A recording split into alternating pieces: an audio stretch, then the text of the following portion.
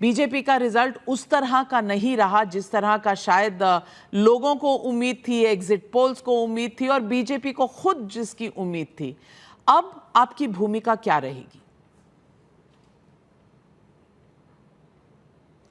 मुझे नहीं पता नाविका जी मेरी क्या भूमिका रहेगी, बट हाँ, जिस भूमिका के लिए हम लोग मेहनत कर रहे थे वो मेरे प्रधानमंत्री जी की भूमिका थी कि वो देश में तीसरी बार देश का नेतृत्व करें। मैं मानता हूं और मैं पूरी ईमानदारी से इस बात को मानता हूं कि देश के विकास के लिए जरूरी है मेरे प्रधानमंत्री जी का तीसरी बार देश का प्रधानमंत्री बनना।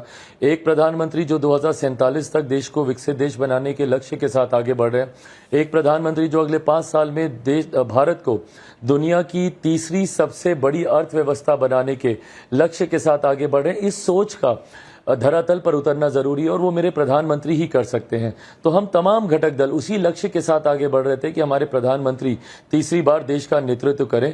उस लक्ष्य में हम लोग सफल रहे। हाँ, कहीं ना कहीं संभवतः चूक हुई है। नाविका जी, होता क्या ना, हम लोगों ने अपने लिए इतना बड़ा लक्ष्य रख दिया था 400 सीटों का कि अगर उसमें थोड़ी सी भी चूक हुई तो सवाल जरूर उठते हैं कि क्यों, कहीं ना कहीं कुछ कमी रही होगी, उसको भी हम लोग सुधार करेंगे। बट अपने में एक बहुत बड़ी उपलब्धि है एनडीए को, जिस तरीके से एक बड़ा जनादेश इस बार भी मिला है।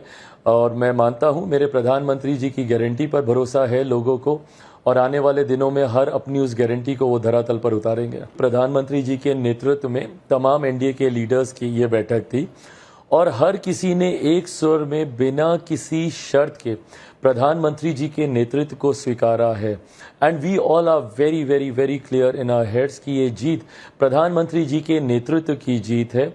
लोगों का उनके प्रति जो विश्वास है ये उसकी जीत है, उनकी गरीब कल्याण की योजनाओं की ये जीत है। ऐसे में बिना किसी शर्त के मैं भी कल शाम से और आज सुबह से ज़्यादा प्रमुखता से ये तमाम डिमांड सुन रहा हूँ कि इस घटक दल ने इतनी सीट, इतने पोर्टफोलियो, फलाना ढिमकाना मंत्रालयों की मांग की। इसमें कहीं कोई सत्यता नहीं है। हम में से किसी ने कहीं कोई मांग नहीं की और ये पूरी तरीके से विशेषाधिकार मेरे प्रधानमंत्री जी का है कि अपने मंत्रिमंडल में वो किनको रखते हैं, किनको नहीं रखते हैं। किसी घटक दल की इसमें कोई डिमांड नहीं है। For more of such videos, do like, share and subscribe to ET Now Swadesh।